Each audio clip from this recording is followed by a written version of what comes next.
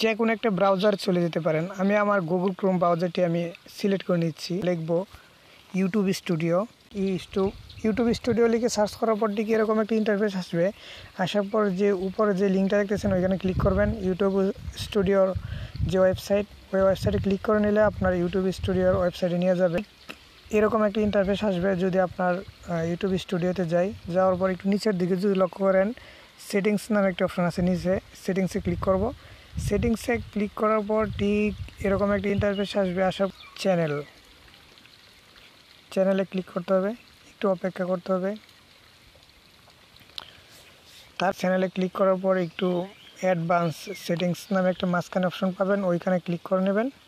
Advance সেটিংসে click করার পর একটু নিচের দিকে যদি লক্ষ্য করেন, ম্যানেজ ইউটিউব অ্যাকাউন্ট আছে, যে ওইখানে ক্লিক করতে হবে।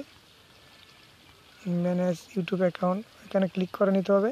তারপর নতুন একটা ট্যাবে নিয়ে আসবে। আসার পর দেখেন মাঝখানে অপশন আছে create a new channel. Create a new channel যেটা আছে ওইটাতে ক্লিক করতে হবে। ক্রিয়েট এ নিউ চ্যানেল,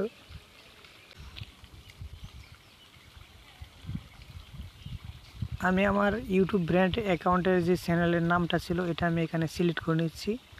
নেওয়ার পর একটু জুম আউট করে নিচ্ছি। দেখেন নিচে দিয়ে লেখা আছে ক্রিয়েট চ্যানেল। ক্রিয়েট চ্যানেলে ক্লিক করলেই আমার চ্যানেলটি ক্রিয়েট হয়ে যাবে। দেখতে পারতেছেন আমার অলরেডি ইউটিউবের চ্যানেলের যে ব্র্যান্ডিং চ্যানেলটা ছিল এটা আমার হয়ে গেছে, ক্রিয়েট হয়ে গেছে। তো এটা আমি চাইলে এখন ভিডিও আপলোড করতে পারি।